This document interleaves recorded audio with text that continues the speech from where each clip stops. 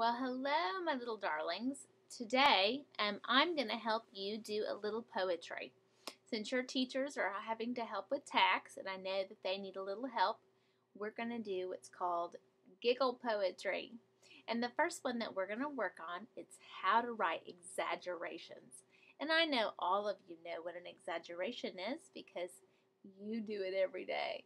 For example, how big is your dog? My dog is the size of a mountain.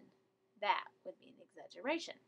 Okay, so what we're going to do is you're going to write a poem about exaggerating about someone, okay, or something. To write, let me just read this part to you and then it's going to help you. It says, your teacher probably says you need to think metaphorically when you write poems. She may not have used that word, but that means thinking outside the box, okay? That means you must compare things in your poems using metaphors. The sun is a yellow flower. Or similes. The sun is like a yellow flower. Wouldn't it be great if you could compare things without bothering with similes and metaphors? Here's an idea that might work, and that's called exaggeration. When you exaggerate, you stretch the truth in order to compare something extraordinary to something ordinary. For example, when you say, Shrek is the greatest movie ever made, you're exaggerating. You're comparing Shrek to all the other movies ever made. If you say, my brother is smarter than Albert Einstein, you're exaggerating and comparing your brother to Albert Einstein. Try to write an exaggeration poem comparing someone you know to some other person to all other people in the world. In your poem, prove that your person is the best, nicest, smartest, fastest, strongest, or most beautiful person. Here's something that this website wrote about his mother. It says, my mom is better than your mom. My mom is better than your mom. The oatmeal she makes is so good for me, I could bench press 100 pounds when I was 5. She says, have a bright day, as I walk out the door, ready to get straight A's in school. She makes spinach and Brussels sprouts so delicious I always ask for seconds. People are always telling her, you're so beautiful, you should be a model. But she always responds, it's not your outer beauty, but your inner beauty that counts most. She never nags me to do my homework. Instead, she asks, how are you doing with your homework? Need some help? I never do.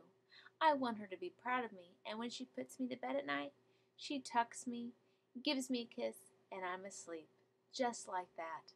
My mom is nicer than your mom. This is by Mr. Bruce Lansky. Now, the great thing about this kind of a poem is you don't have to worry about rhythm or rhyme, like Sue, blue, shoe, foo, that would be rhyme. Just try to be imaginative and try to make the poem fun to read.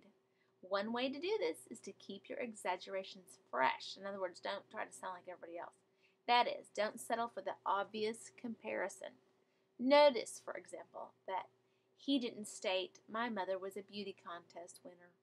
That would have been predictable. It went beyond that to prove she had inner beauty rather than outer beauty. And here's another poem that he wrote about his father. My dad is tougher than your dad. My dad is tougher than your dad. He wrestles alligators every morning just to get his heart pumping. Instead of eating toast and coffee for breakfast, he eats the toaster and the coffee maker. He doesn't drive to work, he runs to work. 10 miles a day. When he gets home from work, he relaxes in a hot bath of boiling water. He prefers chewing nails to chewing gum. And when he sees someone for the first time, he says, hello, nice to meet you. So loud and fearsome people run away and hide. My dad is tougher than your dad. You can read some other poems about that, but this is what I want you to do. I want you to first pick someone that you want to talk about. Mom, your dad, your sister. And I want you to start listing things on your paper that you like about them. But then I want you to make exaggerations about how wonderful or how terrible or how amazing or how funny this person is to you. Maybe you're going to write about your dog. But whatever you do, this is your chance to exaggerate. Make it as crazy as you want. And I want you to write at least 10 lines. Now what that means is if you count 1, 2, 3, 4, 5, 6, 7, 8, 9, 10. So at least 10 lines, okay?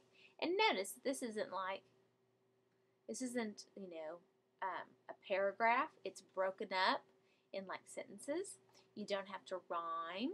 You can be as creative as you want to be, okay? So let's get out your piece of paper and let's start writing about how wonderful or how crazy or how fun that person or animal is in your life. All right? Love you. Can't wait to read your poems.